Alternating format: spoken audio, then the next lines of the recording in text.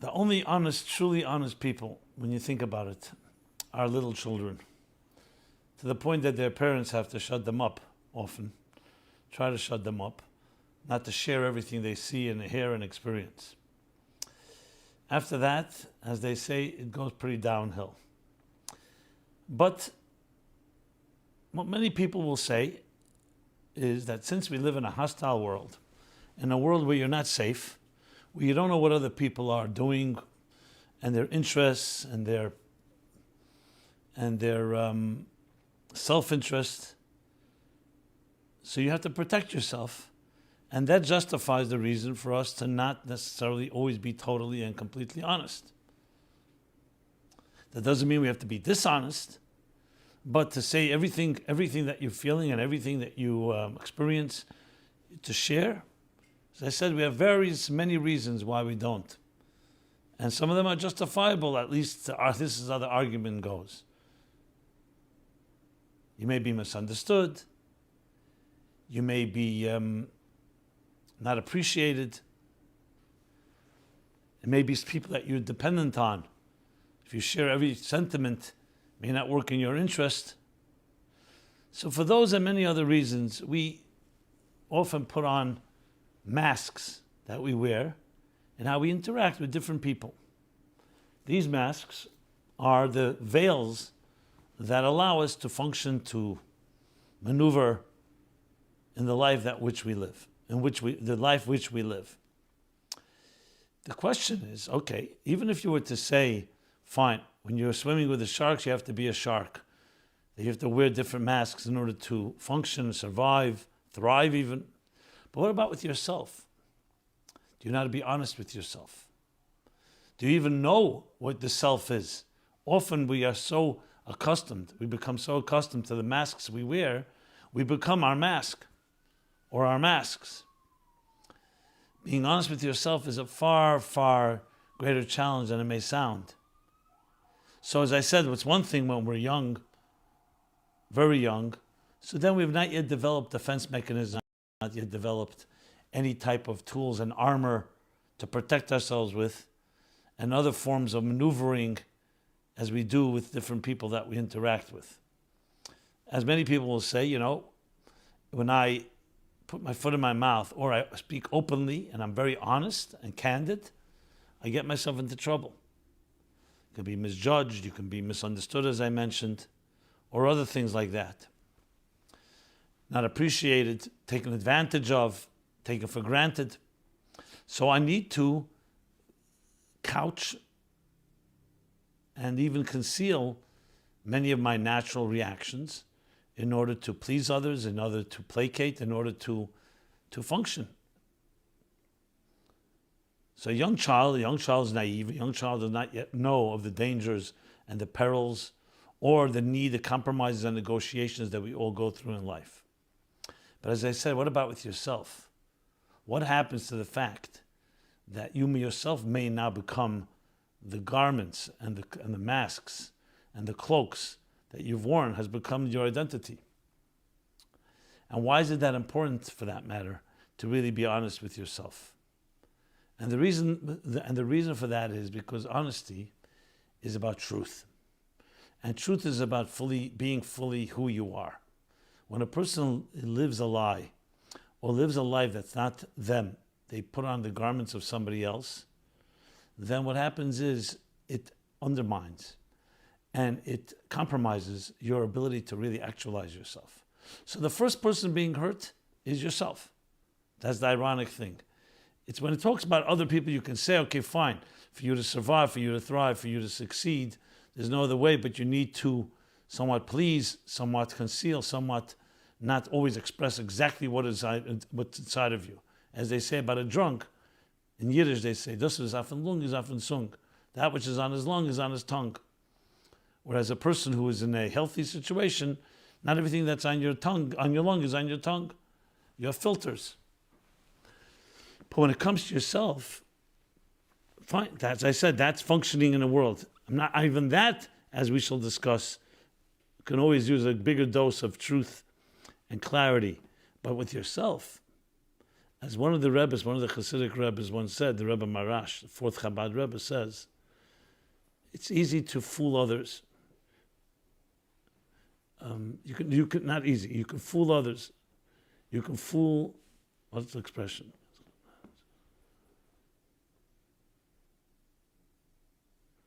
I remember the full expression, but it goes like this: you can fool others,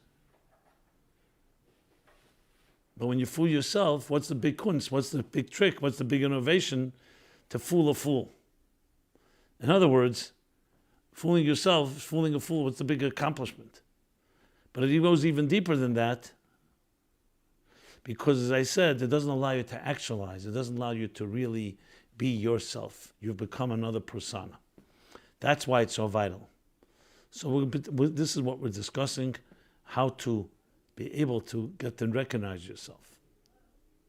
I can even go further, that many people don't even know who they truly are.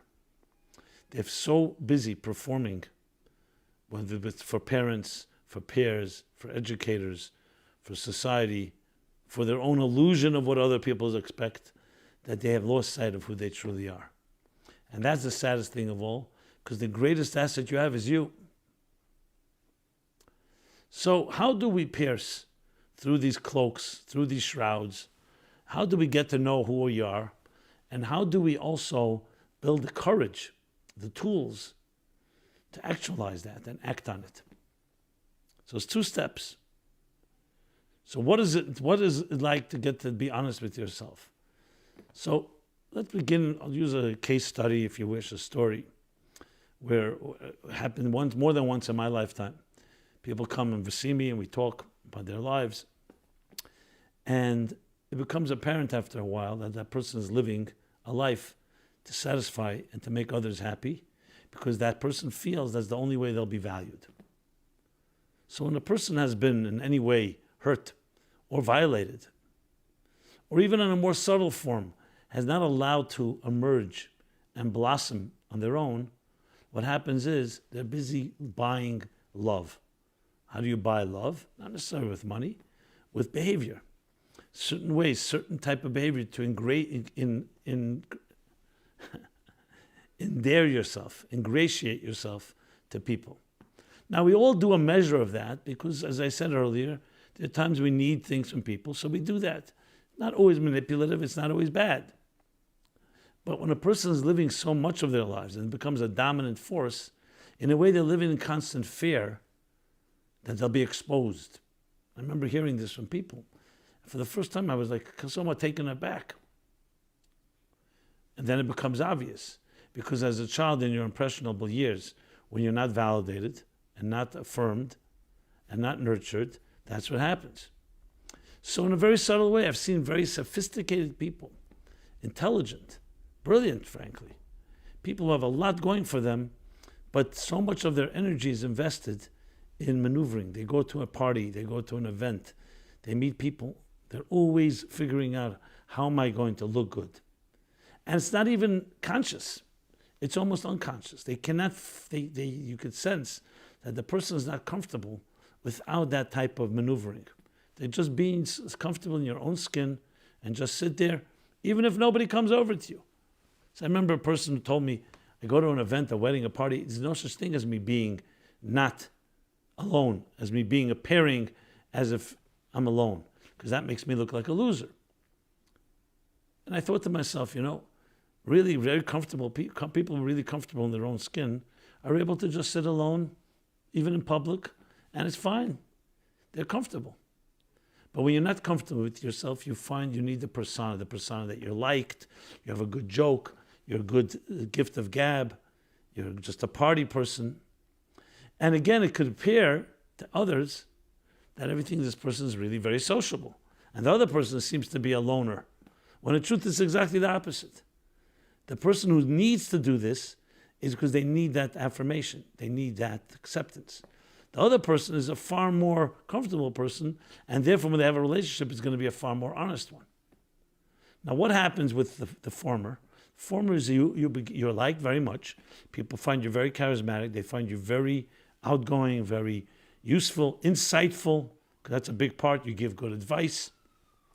You give advice that's unique, because that's part of your need, is to show that you're unique, that you stand out. And then you expect in return the same type of reciprocal respect. And you don't necessarily get it. And then suddenly there's the crash, that you did not receive the respect you thought you would receive. For a while, yes, but it's so unrealistic because you didn't really do it in a natural way. You did it almost in a way that you're overcompensating.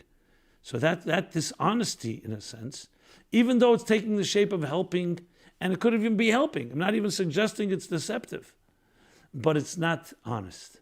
So therefore, it's going to have to come back to bite you. So what do you do in that situation? You can continue living a life of continuing to try to ingratiate and try to endear and try to compensate and fill the void, the deep void, even the deep loneliness, and continue to crash again and again. You'll often see people like that. Everything becomes black and white. That person, I did so much for them, and look how they turned on me. Because you're almost setting up a scenario that they will ultimately disappoint you, as it was in the first place. Why are you doing this in the first place? Because you were disappointing, so you felt you need to compensate for that. And that's what ends up happening. All with the good intentions. Obviously, option 2, and frankly it seems to be the only option, is to figure out how can you get comfortable with yourself, that you do not need to have that type of validation. You don't need that necessarily dependent on respect. We all need respect, but not dependent on it for your very survival in your life. So that's a slow process, but it's a process nonetheless, which I'm going to describe now. I will just say the other extreme, what happens is when you get those disappointments and you crash, then what you do is you say, well, you know what? I'm not going to give anybody anything anymore. I give, and people don't respect and appreciate it. And you go to the other extreme of isolating yourself again, feeling not worthy, feeling that nobody likes you, feeling you don't deserve love. So it all comes around again. The solution is neither one extreme or the other. You don't have to be the pleaser and constantly looking for that, feeding off other people's love of you. Or you also don't have to go the other extreme of isolating yourself and in despair or in resignation. So this brings us back to our souls, to the soul. Enter the soul. Let's welcome our souls. How do we introduce our soul into the equation? Because it is your soul that really gives you self-confidence. It is your soul that really gives you a sense of self-respect and self-esteem. And therefore, it is the soul that ultimately allows you to be honest with yourself. So if you ask, what is it like to be honest with yourself? What is it like to get to know your soul? And you'll be surprised at what you discover. You'll be surprised at the level of peace it brings to you. A person that's comfortable in their own skin. Imagine. Do not have to put on another layer of skin or a mask or a disguise or a masquerade in order, or a chameleon, like shape and form to its environment, adapting, to really be comfortable in your own skin. Where does that originate from? Your soul. So in the morning prayer we say, thank you for returning my soul to me. I mention it very often, Moda'ani. Then we say, my soul, the soul you've given me is pure. You've created it, you've shaped it. You've imbued it, instilled it within me, and you protect it within me. Why does it need protection? Because it lives in a world that's insecure. But it originates from a pure place. And when you know that, when you wake up in the morning knowing fully well that your soul is intact, and nobody needs to be there, no one needs to validate that, no one needs to confirm it, no one needs to give you a stamp of approval, that's where you begin to develop the generating from within self-respect. You begin to get to know who you are, and that's what it feels like to be honest with yourself. And you therefore stop lying. Now remember, lying sounds like a big word, and it is. There's real deception, there's duplicity.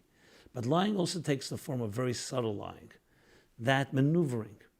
And someone say, is that really you, or are you just performing?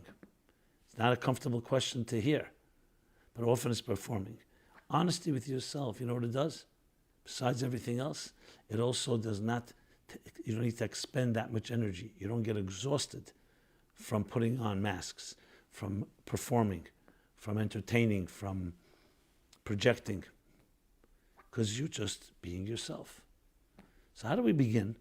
We begin in a very simple way. In the morning is the best way to begin. So we told in the Ethics of the Fathers that the world stands on 3 pillars: study, Torah, service, and good deeds. In Hebrew, Torah, avodah gemilas chasadim. Study is a cognitive conditioning to focus on things that are not about you, to focus on the bigger picture, the transcendent picture, the divine purpose of things, the divine will, the divine plan for your life. The second service is of the heart, is emotional training and conditioning to emotionally be focused, again, not on yourself, but on what you're bringing to the table, what your contribution is in fulfilling the mission of your life. And the third is actions, good deeds. Gemilas chasadim literally means to bestow kindness, which is to be kind and compassionate and giving to those around you. If you can create cognitive conditioning, emotional conditioning, and behavioral conditioning, that's how you begin to become aware of and express your soul in this world. So the first step of all is stop focusing on yourself. This effort that you often find in therapy and other interventions of how to build self-esteem is to focus on the self. Let's build up the self. And I'm suggesting the exact opposite. Less focus on self, more focus on your mission, on the cause that you're serving, the more likely that you become more comfortable with yourself, and the more likely you become more respectful of yourself because you're being honest with yourself. So the focus of self, which is like, my self has been destroyed, so now let's rebuild it. It's true, it needs to be rebuilt, but the way you rebuild it is not on egocentric activity. It's an activity outside of yourself, and ironically, I don't know if ironic is the right word, paradoxically, that focus beyond yourself, that nurtures the self more than anything else. Can you imagine? Because what you're doing is you're taking yourself out of the equation. Remember, let's go back to the performer. The one that is so-called projecting, entertaining, putting on all those masks, what's going on? The self does not feel adequate, so it needs to perform. It's like someone getting up and jumping through hoops and, what do they call it? Wheels and hoops? Hoops and, I forgot what it's called, Jumping through all kinds of performing and dancing and showing off. What's happening? That's a focus. I need to perform, or else I won't be accepted. If I don't do so-and-so, if I don't do my homework well, if I don't get high marks, if I don't do the things that make my father and mother proud, or others, I'm going to be punished. I'll be invalidated. I won't be recognized. I won't be respected. So what happens? That self, that very, very self-consciousness, now I have to do something for that self. You start, that self becomes all kinds of, it goes through all these machinations and all these activities in order to gain that respect. But then you pause and you say, okay, 1 second. Why am I busy doing all that? I have a soul. It's pure. It's divine. It's given to me and instilled in me every morning anew. Why don't I just focus on that? And that is not dependent on other people's approval or disapproval. My stocks don't go up if they love me, and they don't go down if they don't like me so much. It's always good to have validation. But as I said, it's not the beginning and end of it. The beginning and end is validate yourself. Acknowledge yourself. Respect yourself. And how do you do that? You can't just meditate on it. You have to do things, and that's where it begins. You start with cognitive. When you open up a book, I give a class every morning in a classic, maybe the greatest mystical work ever written, called Hemshech Ayin Beis. It means the series of Ayin Beis, which was the year 1912. In Hebrew, Tafresh Ayin Beis, 5612. 5672, I'm sorry, which is the parallels to the secular year 1912. So I've been doing this for 7 years, from the centennial of 1912, 2012. I cannot tell you how refreshing it is, how invigorating it is, how literally an injection. You just feel a sense of being lifted on the wings of a higher presence. lifted on the wings of a spiritual journey. You ever stand in awe of something? Awe of one of the seven wonders, the Niagara Falls, or you go to a safari, or you see different awesome sights. What happens? You know what awe means? That it's not you. You're standing in awe of something greater than you are. That's the definition of awe. Imagine life without awesome moments. Imagine life without that sense of humility, that sense of, I would say even deeper, suspension of self. And that enriches you better than anything. There's a certain calm as you stand in front of something that's awesome. You're just like taken by it. Instead of you taking it, you're taken by it. In the Kabbalistic structure of things, you know the spheres, the 10 spheres, so you have the 3 cognitive, as we spoke about the cognitive, you have the 7 emotional. And you have the last one leads to action. So you have the study, the cognitive, the emotional, and the action. In the cognitive itself, they all overlap. They're all like a hologram. They have like the microcosm of the others. So in the cognitive, you also have the spark of an idea. You just sense awe. An idea falls into your mind. There's a certain element of mystery, a mystique. You don't really get it, but you sense clarity, an epiphany. Then comes Bina, that's Chachma, Bina. And Chachma comes with Koyach Ma, the power of what? You say, what was that? The flash. Then Bina is developing the idea, and now you're beginning to own it. So sometimes we explain Chachma is the idea owns you, and Bina is you own the idea. It's becoming internalized, fleshed out, developed, comprehension. And then come Das. Das is the connection. You bond with it. In a way, it's the beginning, but now it's internalized, but it's also now part of who you are. You sense it. It's a type of conclusion, which leads you, of course, into the emotional realm, because if you just understand things, it can be distant, abstract. You may understand it in detail, but it's not about you. Das, which is the 3rd cognitive quality, the 3rd cognitive faculty, an attribute, is the bridge, the key to all the 6 emotions. And emotions are already feeling it. Now, there's a longer discussion on the feelings within the cognitive and the cognitive within the feelings. That's not so relevant here, even though it's part of the process. But this is, you're taking your faculties and you're allowing yourself to use them to experience something greater than yourself. So you could say, why do we need Bina then? Why not just skip? Because we want it to be internalized, but we want what should be internalized? Something that's beyond you, not that's with you, which is you. So the first level of cognitive experience is the idea, the truth of it resonates. The second one is I understand. Or you could say the first level, Chachma, is, as I said, the idea grasps the person, and the second one, the person grasps the idea. Now, when you're really in the zone and you channel, you're in the first stage.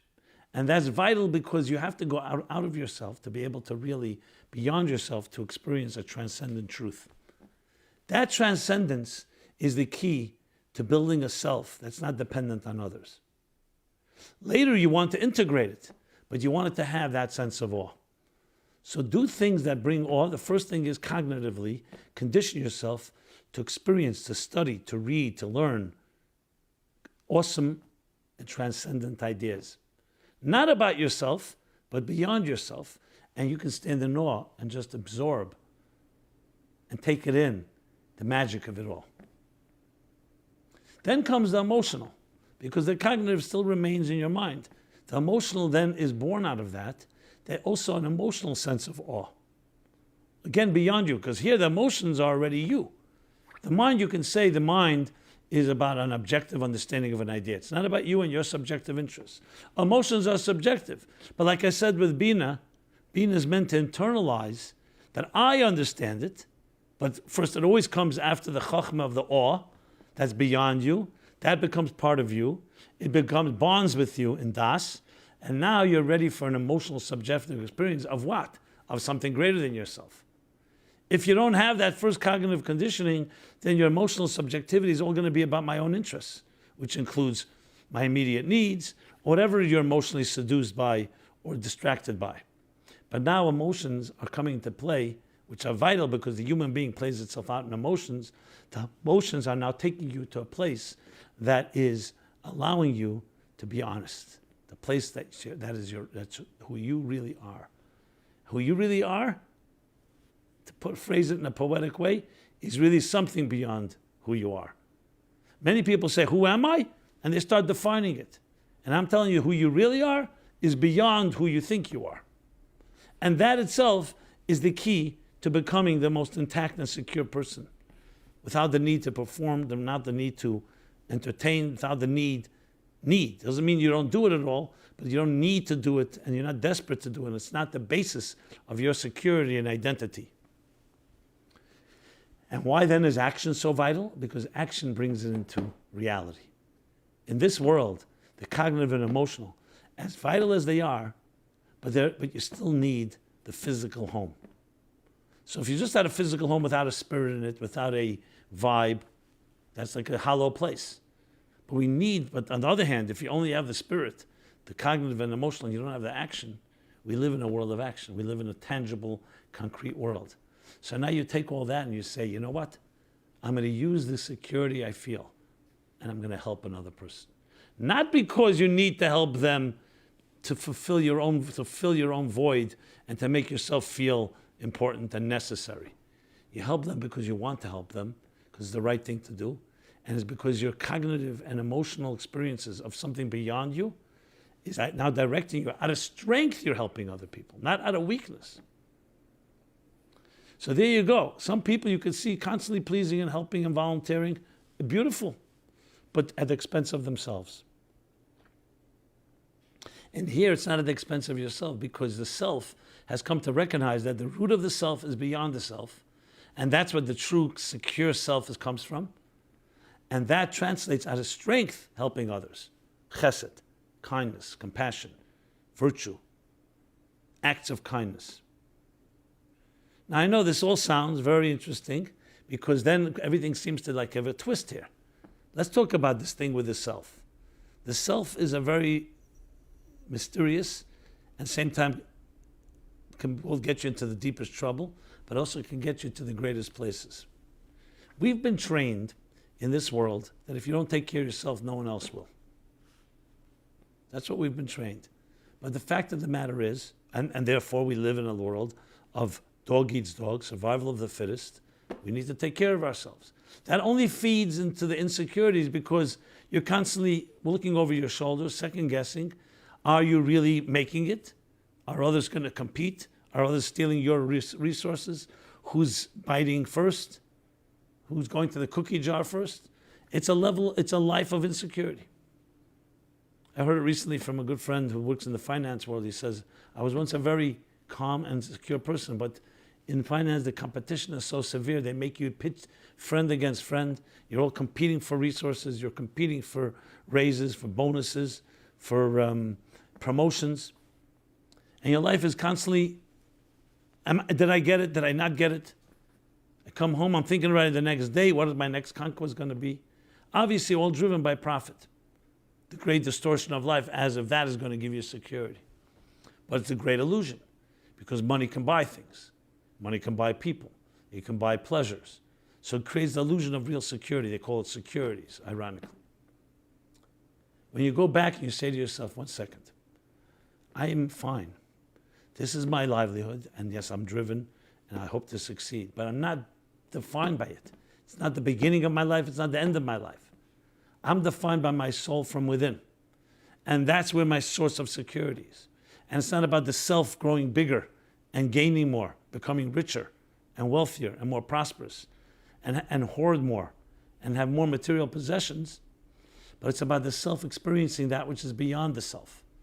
And that gives you the deepest security, that you don't need to be driven, because your success is not driven by your net worth. It's not driven by your material conquests. It's driven by a soul that is making a difference in this world, because it senses something beyond itself, cognitively, emotionally, and translate it into action. And then you never become resentful by doing kindness for others, because it's coming from within, from strength. It's coming from transcendence.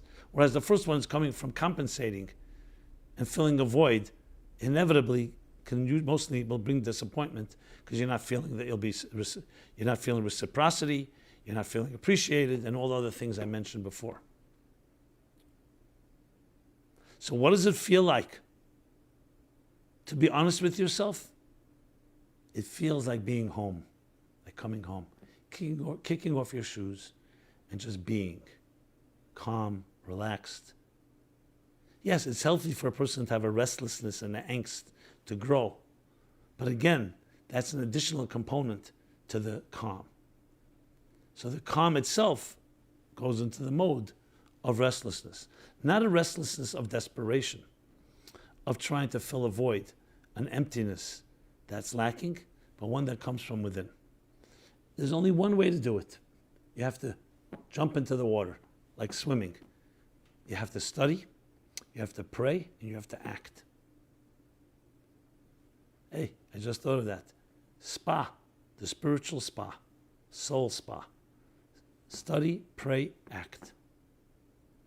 The study takes care of the cognitive, that allows you to imagine, to dream, to travel to places beyond your actual emotional state and definitely your action state.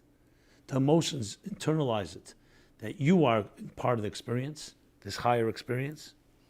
So it's not just intellectual awe of a great idea, of an abstract idea, of an awesome idea. It's an emotional awe, an emotional wow effect.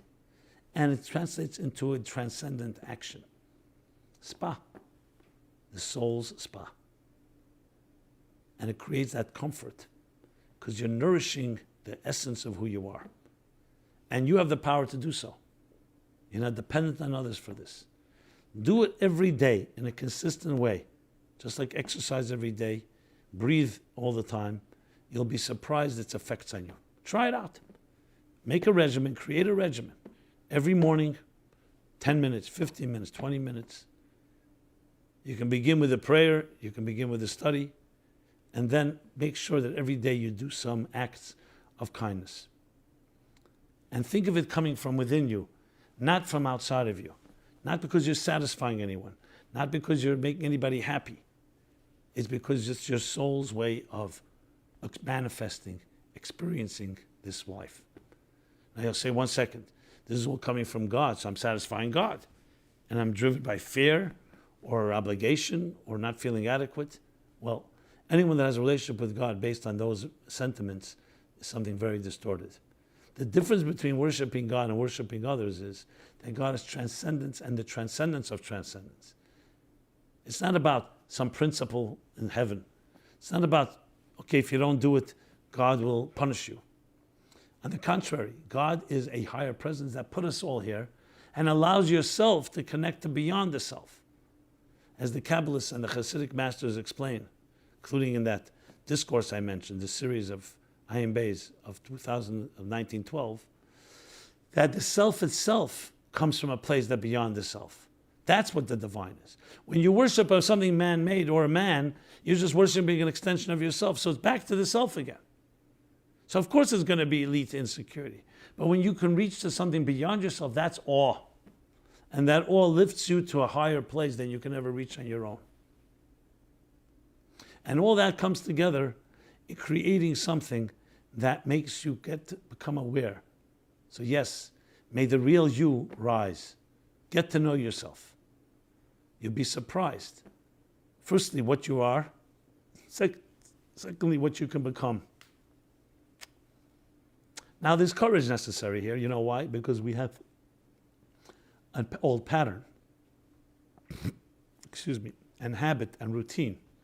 We're used to it, and the status quo exerts tremendous amount of pressure and energy, the inertia of just gravitating back to your old self. Not the real you, but the projected you, the performer, the entertainer, the one that has to put on masks, the one that's dishonest, subtly or overtly. That's the challenge. How do you break that pattern? So the only way is you break patterns with patterns. You break an old pattern, an unhealthy pattern with a new pattern. That's why you introduce these 3 regimens, the cognitive, the emotional, and the action.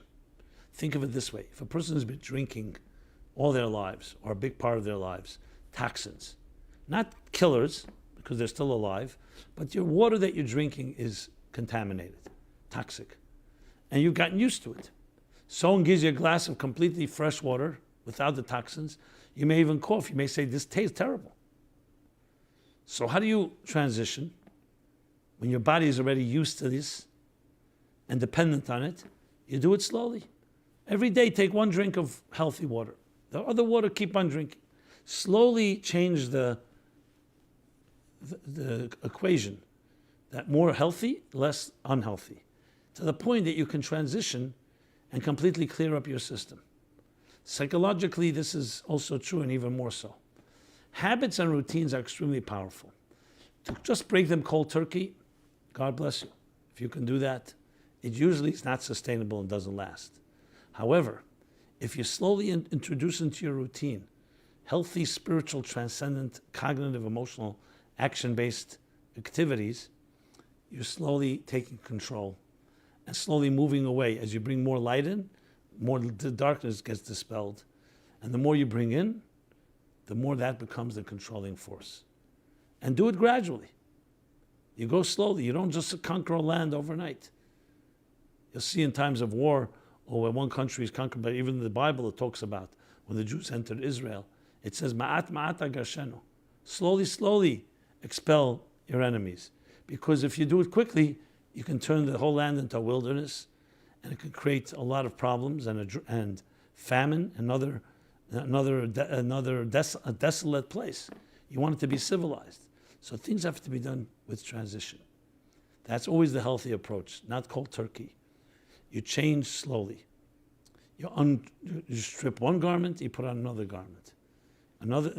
So that's how you slowly go from dirty garments to clean garments. Now, in clothing, you could just say, let me just undress and just dress up in clean clothing. Yeah, but it's healthier and easier, especially emotionally and psychologically, to do it in stages. And as we do it in stages, what happens is that you actually begin to change in a way that's sustainable. So you begin by tomorrow morning. Yes, tomorrow morning. If you want tonight, depending where you are, depending what time you have. And it's not about amount of time that you dedicate. It's more the consistency. Remember, the antithesis to the Chinese water torture is small drops of water. Day by day, day after day. In the story of Rabbi Akiva, ultimately bore a hole and pierce even the most callous, even the most resistant stone. That's the power of consistency. Better 5 minutes a day than 5 hours in one shot at the end of the week. That's nice, but it's not sustainable, and it's not the quantity, it's the quality. So it becomes a qualitative shift. Now you'll say, well, this may be difficult. The reward is far, far more than you'll ever than the entire investment. And the gratification of becoming a person that is driven from within instead of from without, is driven from being honest with yourself instead of having to constantly figure out how do I maneuver, who's where, who's what, is tremendously freeing and emancipating. For those that have never experienced it, you will be shocked at the freedom that you have, the freedom to just be. And I've seen it. I've seen people go from one to the other with that type of conditioning and training and time. You will feel freer than ever before, like a bird. But don't be disturbed by setbacks or obstacles. It's all part of the process. Because there's going to be resistance, but you can overcome it. And what you get in return, as I said, is a tremendously freeing sense of transcendence, of soaring. That wherever you go, you can determine the circumstances rather than the circumstances shaping you. You can shape your future, your destiny. This is your birthright. This is your birthright. You have the full right to access this inside yourself. No one can give it to you. No one has to give it to you. You have it there, waiting to be released, waiting to be redeemed. It's in your hands. Always easiest to do it with another. Have a partner in the cognitive, in the study, maybe someone, a mentor that you can talk to in the emotional and the prayer level and guidance. And finally, the actions. Yes, it's always good to have a partner because that keeps you motivated. You feel a certain accountability to each other. So the journey begins, my friends, right now. You don't need any preparations. You don't need any weeks and weeks of, will I do it, will I not do it? Just start. And that's what we at the Meaningful Life Center are driven by, helping you, helping ourselves, helping every one of us to reach places you can never reach on your own, because we're so subjective. And a person who's in prison cannot free themselves. So my friends, my dear friends, your soul is waiting for you. The real you is waiting for you. You're not a physical being on a spiritual journey. You're a soul, a spiritual being on a physical journey. And every part of your journey is not meant to shape and define you. It's meant to catapult you, that you should shape and define it. It's an opportunity for your soul to be propelled and to heights, unprecedented heights. Awe. I love that concept of awe. Whenever you think of it, it lifts you up just thinking about it. Lifting you up instead of you having to fit in, tailor yourself, or shape to others. Shape yourself based and bend yourself backwards in all kinds of directions till you're completely out of shape for other people being happy, to make other people happy, to satisfy others. Now the interesting thing is, this is not about a selfish thing. As I said, it's about beyond yourself. And that, in turn, means that it includes also helping others. We're not talking about, I'm just going to focus on myself because I'm not serving others. It's about self going beyond the self and then coming back to the self and to serve others through kindness and acts of kindness. So here we are, the Meaningful Life Center. It's a great honor, the greatest honor, to intersect with you in your soul's journey, to talk about things that matter, to help empower you and to help empower us all with accessing the most important birthright that we have, which is your soul. The thing that when you are honest with yourself, you feel most comfortable in. Please be in touch with us. If you have any questions, comments, feedback, just comment, share, spread the word. It's a ripple effect. And of course, we also depend on your support and sponsorship. Please consider sponsoring this program and future such programs or other programs, a series of them, in honor of a loved one or memory of a loved one. And to do so, simply go to meaningfullife.com/sponsorship. Also at meaningfullife.com, you can find the full array of our resources. As I said, it's always an honor. It's a great honor to be able to share, to be able to speak about these matters. Please keep them coming, your suggestions, your thoughts, your comments, and your feedback, as well as suggestions to topics that you'd like us to discuss. And don't hesitate at all to be in touch with us. We are your spiritual health center, offering a spiritual gym and now a spiritual spa, study, prayer, actions. And it's always, as I said, a pleasure and honor. Everyone have a very blessed week, a joyous week, a week where your internal joy from your soul is expressed and experienced from within. We're here every Wednesday live, 8:30 p.m. Eastern Standard Time, but these programs are archived. You can download podcasts. You find us on all the channels. And please share, get the word out, give us suggestions of how we can distribute this even further. This has been Simon Jacobson. Everyone have a very blessed and joyous week. Thank you.